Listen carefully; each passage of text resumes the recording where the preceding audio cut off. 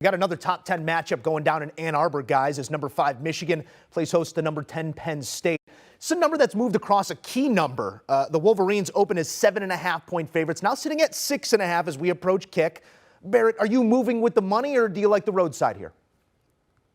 Well, I still like the road side. I think Penn State, they have 2 weeks to prepare for Michigan. I don't think Michigan gets too creative with what they do offensively. They seem to have the handcuffs on J.J. McCarthy. So as a result, I think Penn State's going to have something for them. I think defensively, the team speed that Penn State has is going to show up. And this is the first big game that Michigan's really played all year long. And they're doing it against a 1-2 punch in Sean Clifford and Nick Singleton that has been really effective this year. So I don't necessarily know if I think Penn State's going to win. It sort of depends on where I feel at game time, but I do think that they make this game close. I think this is a field goal game one way or the other. Might come down to who has the ball last, but I just think right now maybe we're overreacting a little bit to what Michigan has done, because offensively I just don't think they're as efficient as they need to be.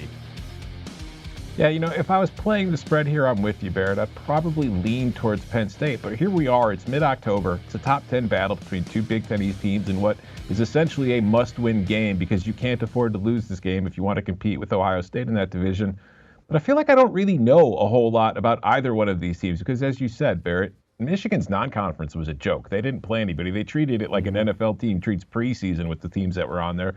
Penn State's had a couple difficult tests in Purdue, but they haven't really played anybody near Michigan's level. So I go into this game trying to figure out what I've seen, what I can trust, and I keep coming back to the idea that the only 2 things I know about these teams are they have good defenses. And I think that is what is going to shine through in this game. I think Michigan, we've seen the offense. It was awesome in that preseason, but once it's gotten into Big Ten play the last few weeks, it's been very inefficient. They've been overly reliant on Blake Corum to bust big runs to keep drives alive and get them into scoring position. But I don't think those are going to be as easy to come against this Penn State defense that, as you said, Barrett, it's very fast, it's very strong, and it's very sturdy up front. And I think they'll be able to take some of that away. And on the other side, Nick Singleton is a game-breaking kind of talent.